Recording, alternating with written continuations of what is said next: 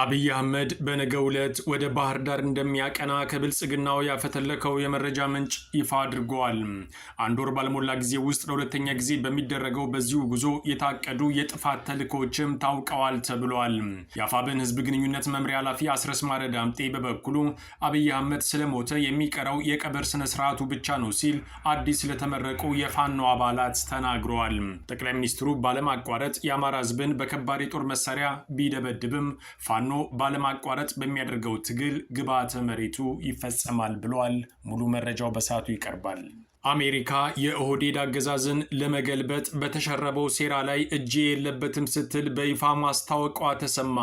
ቢቢሲ እንደዘገበው የአሜሪካ መንግስት ከሻቢያ ጋር በመሆን ኢትዮጵያን ለመምታት አሲሯል የሚለውን ስሞታ አንድ ከፍተኛ የአገሪቱ ባለስልጣን ውሸት ነው ሲል አስተባብለዋል።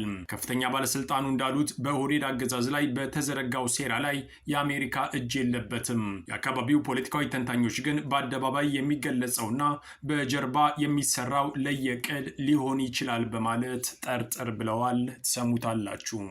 የኦህዴድ የደህንነት ተቋም ከዚህ በኋላ የሚደረግ ጦርነት ህዝብን በጅምላ ሊጨርስ እንደሚችል ለዓለም አቀፉ ማህበረሰብ ማስጠንቀቂያ መላኩ ተሰማ።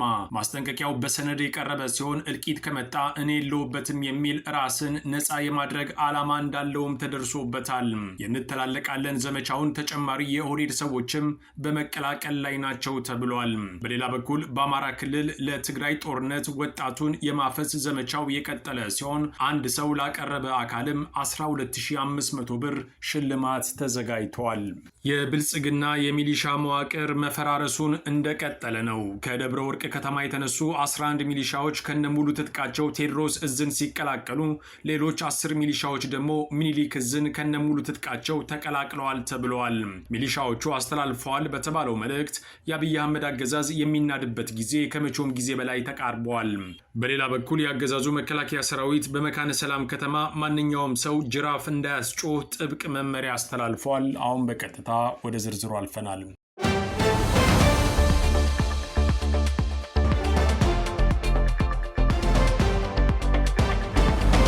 በጭንቀት ውስጥ የሚገኘው አብይ አህመድ በነገው ዕለት ወደ ባህር ዳር እንደሚጓዝ ከውስጥ የተገኘው መረጃ አመልክተዋል። ጠቅላይ ሚኒስትሩ ሀሳቡን ካልቀየረ በስተቀር ጉዞውን የሚያደርገው የባህር ዳር ኤርፖርት ጥገና ተጠናቋል በሚል ምክንያትና የቤተ መንግስት መሰረተ ድንጋይ ለመጣል ነው ተብሏል። ዋናው ጉዳይ ግን ጥገናን ለመመረቅ ሳይሆን በክልሉ ያለውን ሁኔታ ለመገምገምና ተጨማሪ ውሳኔ ለማሳለፍ ሊሆን እንደሚችል ተገምተዋል። በባህር ዳርና አካባቢው ከፍተኛ የሰራዊት ጥበቃው ተጠናክሮ የቀጠለ ሲሆን እናረጋ ከበደም ካለቃቸው የሚሰጣቸውን ትዕዛዝ ለመስማት ዝግጅት ላይ መሆናቸው ታውቋል። አብይ አህመድ ባለፈው ሐምሌ 5 በደብረ ማርቆስ ተመሳሳይ ጉብኝት በማድረግ አንዱን ከአንዱ ጋር የሚያላትም መልእክት ማስተላለፉ የሚታወስ ሲሆን አሁን ደግሞ በዚያ አጭር ጊዜ ውስጥ ወደ ባህር ዳር በመሄድ ምን ሊል እንደሚችል በመጠበቅ ላይ ነው። የኦህዴድ ቁንጮ በተደጋጋሚ ወደ አማራ ክልል በሰበብ አስባቡ ጉዞውን ቢቀጥልም የአማራ ፋኖ ብሔራዊ ንቅናቄ ህዝብ ግንኙነት መምሪያ ኃላፊ አስረስ ማረ ዳምጤ ግን ጠቅላይ ሚኒስትሩ የሚቀብረው ጠፋ እንጂ ከሞተ መሰነባበቱን ይገልጻል። አብይ አህመድ የአማራ ህዝብ ላይ መተኮስ ሲጀምር መሞቱ ተረጋግጧል ያለው አርበኛው አሁን የሚያደርገው መጋጋጥም ብዙ ትርጉም አይኖረውም ሲል ተናግሯል። አብይም ይወድቃል ስትሉ ነው የሰማችሁ። አብይ ወድቋል። ሽኝቱ ነው፣ ቀብሩ ነው የቀረው። አብይ ወደቀው ወደ ንጹህ አማራ የተኮሰ ቀን ነው።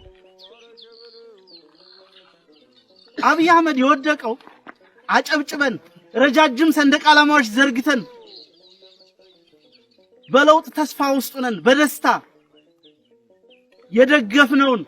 የደገፈውን የአማራን ህዝብ የካደ ቀን። አገሪቱ በሙሉ በአረብ ኤሚሬቶች ቁጥጥር ውስጥ ገብታለች ያለው አስረስ ማረ ዳምጤ ይህም የአብይ አህመድን ህጋዊ የመሪነት አቅምን እንደናደው ገልጿል። ባለፉት ዓመታት የአማራ ህዝብን ያለማቋረጥ በድሮን ደብድቡ የሚለው ትዕዛዙም ጠቅላይ ሚኒስትሩን ከህግ ተጠያቂነት እንዳያመልጥ እንደሚያደርገውም አስታውቋል። በቅርቡ እንኳን እየሰጠ ያለው የከፋፋይነት አጀንዳ ሰውየው አደገኛ መሆኑን ያሳያል ያለው ቃል አቀባዩ ሆኖም ፋኖ በሚያደርገው የማያቋርጥ ትግል ሽኝቱ እውን እንደሚሆን ለተመራቂዎቹ ባስተላለፈው መልእክት ገልጸዋል።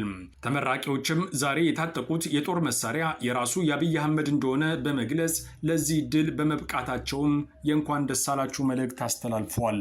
ከሰሞኑ እንኳን የሚናገራቸው ነገሮች አይታችሁ እንደሆነ አማራው አንድ ኃይልና የፖለቲካ ማዕከል እንዳይኖረው አማራው ከሌላው ህዝብ ጋር እንዲጋጭ፣ ትግሬው ከአማራው ጋር አንድ እንዳይሆን፣ ኦሮሞ ከአማራው ጋር አንድ እንዳይሆን ሲሰራ ሲናገር ሲያቅድ ነው የምታዩት። የቀረው ሽኝቱ ነው። እንደናንተ አይነት አዲስ ጉልበት አፍላ ወጣት ፖለቲካ የታጠቀ ሐሳብ የታጠቀ ጠመንጃ የታጠቀ ሰራዊት በተከታታይነት በሚያደርገው ዘመቻ ሙሉ በሙሉ ሽኝቱ ይጠናቀቃል።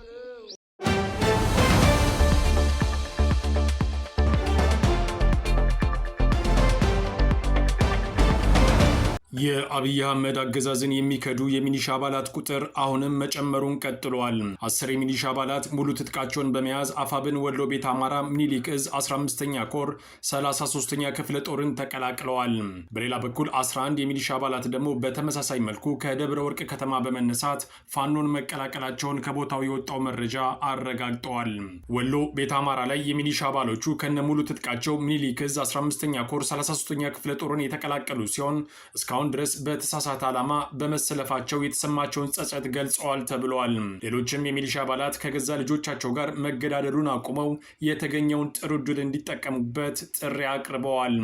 33ኛ ክፍለ ጦርን የተቀላቀሉት ያገዛዙ የሚሊሻ አባላትም ሁሴን ሙሃያ፣ እድሪስ አያሌው፣ ሞገስ ክብረት፣ ጀማል መሐመድ፣ ኡስማን መሐመድ፣ መሐመድ መከተ፣ አህመድ የሱፍ፣ ሰይድ ሁሴን፣ ኢማም አያሌው እና ይመር አድምየር መሆናቸውን ታውቋል።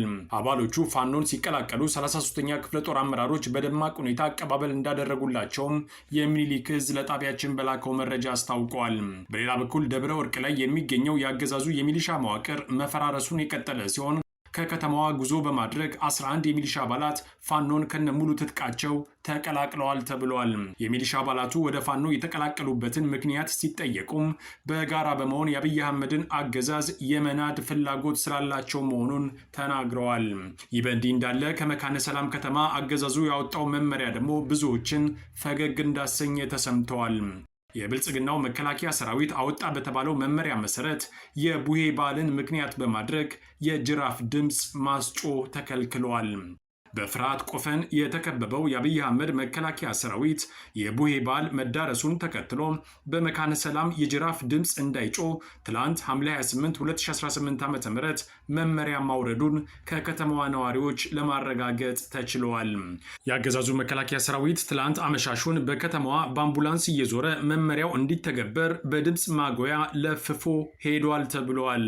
ይህም የአገዛዙ ጦር የደረሰበትን የፍርሃትና የስነ ልቦና ቀውስ የሚያረጋግጥ ተደርጎ ተወስዷል።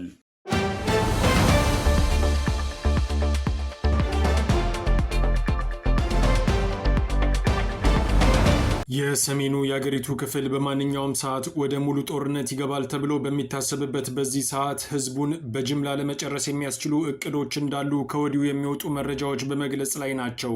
የብልጽግናው አገዛዝ የደህንነት መስሪያ ቤት ፎልስ ፍላግ ኦፕሬሽን ኢን ኢትዮጵያ ትግራይ የሚል ሰነድ ለዓለም አቀፉ ማህበረሰብ ያቀረበ ሲሆን ትግራይ ውስጥ ህዝባዊ እልቂት ለመፈጸም ዝግጅት መደረጉን ሰነዱ ያትታል።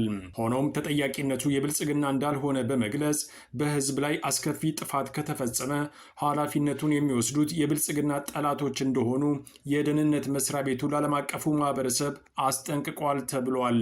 አልበላሽምን ምን አመጣው እንዲሉ እና አብይ አህመድ ህዝብ ያልቃል እኛ ግን የለንበትም የሚለው አቋማቸው ከየት የመጣ ነው የሚለው ጥያቄ ከወዲሁ በመነሳት ላይ ነው። በዚህም ብቻ ሳያበቃ አገዛዙ ህወሓት ትግራይ የሚገኙ ዋና ዋና የህዝብ ተቋማትን ሊያወድም ነው በሚል ለህዝቡ ማስፈራሪያ መሰል መልእክቱን በዛሬው ዕለት አስተላልፈዋል ተብለዋል። በኢትዮጵያ ፖለቲካዊ ምህዳር ውስጥ እየተስተዋለ ያለው የስልጣን ሽኩቻ ሀገሪቱን ወደ ይበልጥ አደገኛና መዋቅራዊ መፈራረስ ውስጥ እየከተታት እንደሚገኝ ታዛቢዎች ቢያስጠነቅቁም ብልጽግናም ሆነ ህወሓት ግን ለዚህ አስፈሪ ሁኔታ ለመስማት ጊዜ ያላቸው አይመስልም እየተባለ ነው። በተለይ አብይ አህመድ በስልጣን ላይ ለመቆየት ያለው ብቸኛው አማራጭ ህዝብን ከህዝብ ጋር ማላተም ብቻ እንደሆነ በተግባር ያረጋገጠ ሲሆን በቅርቡ ይቀርባል የተባለውም የኦሮምኛ ቋንቋ ቃለ መጠየቅ ደግሞ ሰውየው ሁኔታዎች ከቁጥጥሩ ውጪ እንደሆኑበት በግልጽ የሚያሳይ እንደሆነ ተነግረዋል። የኦሮሞ ህዝብ ልብ ውስጥ ለመግባት የመጨረሻ ሙከራውን በማድረግ ላይ የሚገኘው ጠቅላይ ሚኒስትሩ የኤርትራ ስሞች በኦሮምኛ ቋንቋ የተመሰረቱ ናቸው በሚል ቅስቀሳው ህዝብን ለማነሳሳትና ለማላተም የመጨረሻውን ዝግጅት ዝግጅት እያደረገ እንደሚገኝም ታውቋል። የራሱን የኦሮሞ ህዝብ ሳይቀር ቁም ስቅል በማሳየት ወደር ያልተገኘለት አብይ አህመድ ጭራሽ ኤርትራን ከኦሮሞ ህዝብ ጋር በዚህ ሰዓት ለማገናኘት መሞከሩም ሰውየው የፖለቲካ ውሉ እንደጠፋበት ከበቂ በላይ ማረጋገጫ ነው ያሉም አልጠፉም። ቀላል ቁጥር የሌላቸው አስተያየት ሰጪዎች ደግሞ አብይ አህመድ አገሪቱን ጥሎ መፈርጠጡ አይቀሬ እንደሆነ ግምታቸውን በማስቀመጥ ላይ ናቸው ይባላል። ትላንት የሰራዊቱ መኮንን ባጫ ደበሌ ከተናገረው እንተላለቃለን የሚል ዛቻ ጋር የአብይ አህመድ ወቅታዊ መልእክቶች ሲዳመሩ ደግሞ ኦህዴድ አጥፍቶ ለመጥፋት መዘጋጀቱን የሚያረጋግጥ ውጤት ሆኗል ተብሏል። በሌላ በኩል አማራ ክልል ውስጥ ለዚሁ ቀጣይ ጦርነት በሚል ብልጽግና ሰፊ የአፈሳ ዘመቻ መጀመሩም ተሰምተዋል። የአሁኑ አፈሳ ለየት የሚያደርገው ደግሞ አንድ ሰውን ላቀረበ ግለሰብ 12500 ብር ሽልማት መበርከቱ ነው ተብሏል። የአማራ ወጣት ለጦርነት ለመሸጥ የተገደደው በተለያዩ የአገሪቱ ክፍሎች አዳዲስ ግንባሮች ይከፈታሉ ተብሎ በሚጠበቅበት በዚህ ሰዓት ነው ተብሏል። ይህ ህዝብን ከህዝብ የማጫረስ አደገኛ እቅድ አብይ አህመድ እስካለ ድረስ ከመባባስ ውጪ አንዳች መፍትሄ የለውም የሚሉት ፖለቲካዊ ምሁራን ከዚህ በኋላ ሊመጣ የሚችለው እልቂት ካለፈው የባሰ ሊሆንም እንደሚችል ያስጠነቅቃሉ።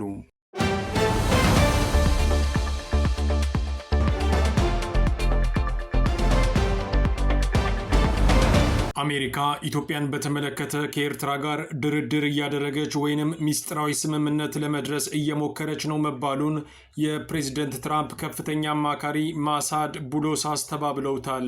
የአሜሪካው ፕሬዝደንት የአረብና የአፍሪካ ጉዳዮች ከፍተኛ አማካሪ ማሳድ ቡሎስ በኤክስ የማህበራዊ ትስስር ገጻቸው ላይ ባሰፈሩት ጽሑፍ አሜሪካ ከኤርትራ ጋር በመሆን በኢትዮጵያ ላይ የትኛውንም አይነት ሁኔታ እንደማታሴር ገልጸዋል። አማካሪው እንዳሉት አሜሪካ ከአንድ የቀጠናው ሀገር በተቃራኒ ከኤርትራ ጋር ድርድር እያደረገች ነው ወይንም ሚስጥራዊ ስምምነት ለመድረስ እያሰበች ነው መባሉ ፍጹም ሐሰት ነው በማለት ተከራክረዋል። ማሳድ ቡሎስ በኤክስ ጽሑፋቸው ላይ አሜሪካ ከኤርትራ ጋር ግንኙነት እያደረገች መሆኑን በተመለከተ ሐሳቡ ከማን እንደተሰነዘረና የቀጠናው ሀገር የተባለው ማን እንደሆነ በስም ባይጠቅሱም ኢትዮጵያን እንደሆነ ግን ተመልክተዋል። ጨምረውም እንዲህ ያለ ስምምነት አለመኖሩንና ይህንንም በተመለከተ ንግግር እየተደረገ እንዳልሆነ ገልጸዋል። የአሜሪካ የዲፕሎማሲያዊ ግንኙነቶች ዓላማ በአፍሪካ ቀንድ ዘላቂ ሰላም እንዲሰፍን ማድረግ ነው ሲሉም ተደምጠዋል።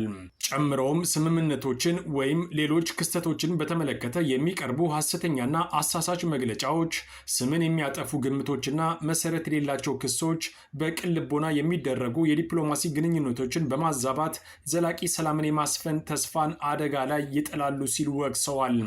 መንግስታቸው ለአፍሪካ ቀንድ ሰላም ከግብፅ ከኤርትራና ከኢትዮጵያ ጋር ዲፕሎማሲያዊ ግንኙነቱን መከተሉን እንደሚቀጥል የጠቀሱት ቡሎስ የሀገራቸው ዋነኛ ትኩረት የቀጠናው ዘላቂ ሰላም መሆኑን አመልክተዋል። የፕሬዝደንት ዶናልድ ትራምፕ ከፍተኛ አማካሪ እንዲህ ያለውን ማስተባበያ በማህበራዊ ሚዲያ ላይ ሲጽፉ ባለፉት 2 ሳምንታት ውስጥ ይህ ለሁለተኛ ጊዜ ነው ተብለዋል። ይህም የነገሩን አሳሳቢነት እጅግ አደገኛ ደረጃ ላይ እንደደረሰ የሚያረጋግጥ ነው። የአሜሪካው ፕሬዝደንት የአረብና የአፍሪካ ጉዳዮች ከፍተኛ አማካሪ ማሳድ ቡሎስ ካይሮ ውስጥ ውይይት ካደረጉ በኋላ ባለፈው ሳምንት በኤክስ ገጻቸው ላይ ባሰፈሩት ጽሑፍ ከሀገራቱ የውጭ ጉዳይ ሚኒስትሮች ጋር ያደረጉት ንግግር ተገቢ ያልሆነ ገጽታ ተሰጥቶት ተዘግበዋል ሲሉም ተቃውመዋል። ከኤርትራ የውጭ ጉዳይ ሚኒስትር ኦስማን ሳላህ፣ ከግብፅ የውጭ ጉዳይ ሚኒስትር ባድር አብደላቲ እንዲሁም ከሶማሊያ የውጭ ጉዳይ ሚኒስትር አብዱሳሊም አብዲ አሊ ጋር ካይሮ ውስጥ በተናጥል የተገናኙት ከፍተኛ አማካሪው ስለ አፍሪካ ቀንድ ሰላም፣ ደህንነትና መረጋጋት መነጋገራቸውን በወቅቱ ገልጸው ነበር። በዚያ ወቅት የግብፅ እና የኤርትራ የውጭ ጉዳይ ሚኒስትሮች ካይሮ ላይ ከተገናኙ በኋላ የቀይ ባህር ደህንነትና አስተዳደር የሚመለከተው የጠረፉን ሀገራት ብቻ እንደሆነ በመግለጽ ኢትዮጵያ ካነሳችው የባህር በር የማግኘት ጥያቄ አንጻር አቋማቸውንም አሳውቀው ነበር። ከኢትዮጵያ ጋር በታላቁ ህዳሴ ግድብ ምክንያት የምትወዛገበው ግብፅ የኢትዮጵያ የወደብ ጥያቄ ስጋት የፈጠረባት ኤርትራና ኢትዮጵያ ከሶማሌላንድ ጋር የመግባቢያ ስምምነት ከደረሰች በኋላ ውዝግብ ውስጥ ገብታ የነበረችው ሶማሊያ ከ2 ዓመት በፊት የጋራ ትብብር ፈጥረው እንደነበረም ይታወሳል። የሶስቱ ሀገራት የውጭ ጉዳይ ሚኒስትሮች ካይሮ ላይ መገናኘታቸውን ተከትሎ የአሜሪካው ከፍተኛ ዲፕሎማት ማሳድ ቡሎስ ከሚኒስትሮቹ ጋር መገናኘታቸውን በመጥቀስ ውይይቱ ከኢትዮጵያ በተቃራኒ የተደረገ መሆኑን የሚያመላክቱ ዘገባዎችን ተሰምተዋል። የሶስቱ ሀገራት የውጭ ጉዳይ ሚኒስትሮች ካይሮ ላይ መገናኘታቸውን ተከትሎ የአሜሪካው ከፍተኛ ዲፕሎማት ማሳድ ቡሎስ ከሚኒስትሮቹ ጋር መገናኘታቸውን በመጥቀስ ውይይቱ ከኢትዮጵያ በተቃራኒ የተደረገ መሆኑን የሚያመላክቱ ዘገባዎች ዘገባዎች ወጥተው እንደነበረም አይዘነጋም።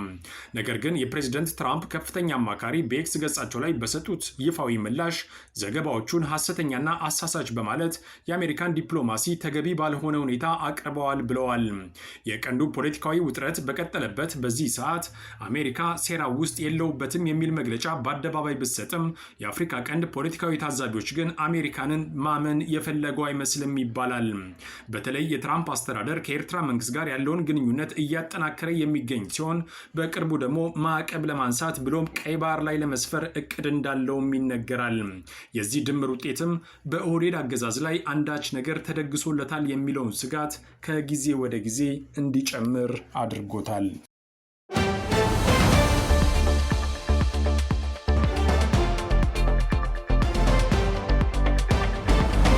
ከአስራት ብሮድካስቲንግ ሰርቪስ ለዕለቱ የነበረን ዜና ይህን ይመስል ነበር። አብራችሁን ስለነበራችሁ ከልብ እናመሰግናለን። በያላችሁበት ሰላም